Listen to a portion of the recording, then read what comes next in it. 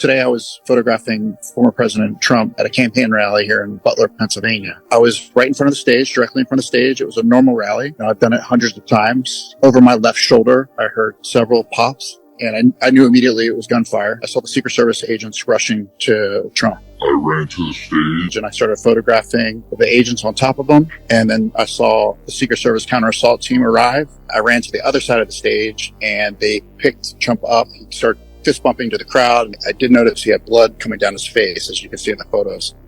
Agents put him into an SUV. He also started pumping his fist again. It all happened really fast. The moment I heard the shots being fired, I knew that this was a moment in American history that had to be documented. I mean, it's our job as journalists to do this work.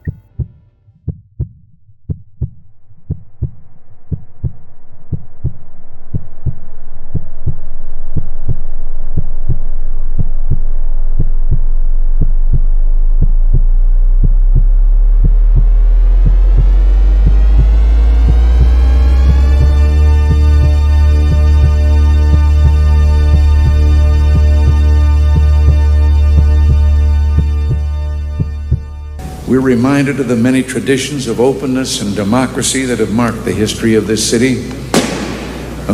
Missed me. You fuck with Trump? You fuck with me. Just take me back. What were you doing before the shooting happened, and then what did you see and hear? I was just standing there like everybody else, waiting for Trump. And as Trump started, I noticed two officers that were looking for something or somebody. I was looking around myself and seeing a guy on top of one of the buildings go in between one building to the next, and went and told the officer that he was up there. And when I went back to my spot, I heard that people could still see the person from where they were standing. So I checked that out, and I went back to tell the officer that if he came over there, he could see them. And when I turned my back is when the shots started, and then it took me a second or two to figure out exactly what it was. And then it was just getting out of there and helping some other person out with her child, and we got out, and that was the end of that. And I went and left, and that was all. And I heard the three pops first, and I heard the three pop. Look what happened.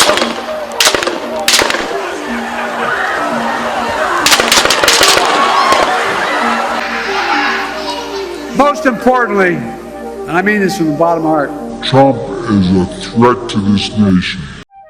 That's tomorrow, and that is it for us today. Okay, I don't know. Whatever it is, it's not right on the teleprompter. I don't know what that is. I've never seen that. No, there is. We are going to do Sting, yeah. Okay, but now I can't read it. There's no words on it. Okay. Ready? Sure. There's no words there. To play us out. What does that mean? To play us out. Sting is going to do. It's a video. Sting video. What is for credits? I don't know what that means. To play us out. What does that mean? To end the show? Yeah. All right, go. In 5, 4, 3. That's tomorrow, and that is it. In 5, 4, 3. That's tomorrow, and that is it for us today. And we will leave you with I can't do it. We'll do it live. Okay. No. We'll do it live. Fuck it. Do it live. I'll write it, and we'll do it live. Fucking thing sucks. In 5, 4, 3. That's tomorrow, and that is it for us today. I'm Bill O'Reilly. Thanks again for watching. We'll leave you with Sting and a cut off his new album. Take it away.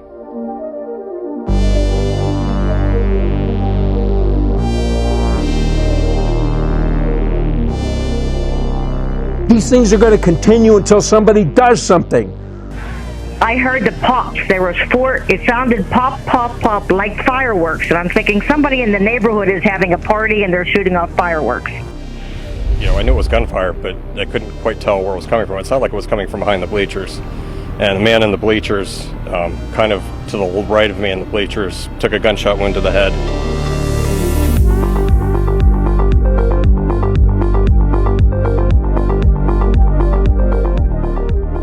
I think a lot of people in the crowd just thought it was fireworks going off. I knew immediately it was gunshots. I knew they were close, and then when I saw someone get hit and go down, that's when I knew it was probably serious. All that you just heard was just like shots firing, and just pure chaos, and then I helped carry the body of the man down out of the bleachers, and they took him to a tent behind the bleachers. And I saw the blood on his shirt. His name was Rico Elmore. He was near somebody that was shot, and they were exiting. That was the first time we realized. But the amazing thing was not one of us ran, crouched, did anything. We all were only concerned about the president. Right there, that's where the law enforcement snipers were that engaged with the alleged assassin. Did you notice them? I did not. I noticed nobody. But it was I still can't process it. I think that's why I came back here today, because I wanted to look at the where I was at and say, how lucky are. I mean, somebody died. That's a shame, but like I called my daughter, I called my girlfriend, and we were in tears. Because as I'm walking away, I walked away from the gunshots. I mean, that's the first thing I did was walk away. And there were vendors with Trump supplies, probably as long as this road.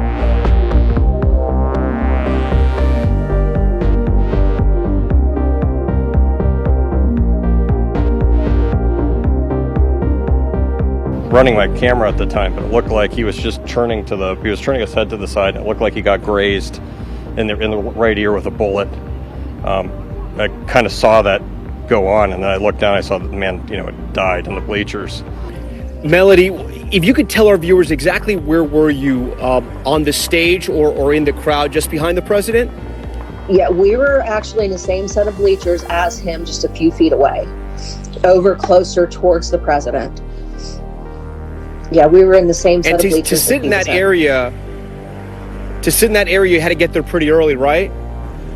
Actually, it was just luck that we got in there, truthfully. We just was walking and just, I don't even know how it was luck, but we got in there, but yes.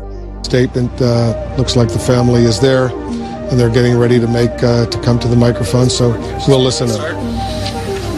Okay.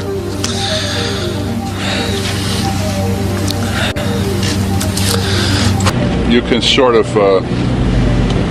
you can control the situation depending on your photographer. I have very good photographers. So we're standing there, we're pointing at the guy crawling up the roof. And he had a gun, right? He had a rifle. We could clearly see him with a rifle, absolutely. We're pointing at him. The police are down there running around on the ground. We're like, hey man, there's guy on the roof with a rifle. And the police were like, huh, what? Like they didn't know what was going on. I'm doing fine, thank you. Waking up this morning, it was very interesting. Waking up to the news and just kind of absorbing all of the events that happened yesterday. You have described the chaos of the moment. You actually said you didn't know the former president was injured until you got home last night, right? That is correct. At the Butler Farm Show, the reception to anything online is very minimal. So we did not know actually the extent of the injuries, that he was actually hit. And as soon as I drove home 35 minutes to Grove City, PA, I turned on the TV and watched the actual events unfold, and it was unbelievable to see what had actually happened. And did it take you a long time to get out of the event? Were cars being checked? Were people being questioned? I did not see anyone being checked or anyone being questioned. So we walked up.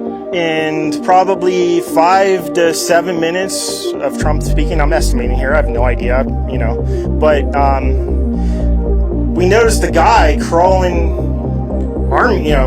bear crawling up the roof of the building beside us, 50 feet away from us. And you hear I heard the three pop, pop, pops first, and I heard the three pop, pop, pop.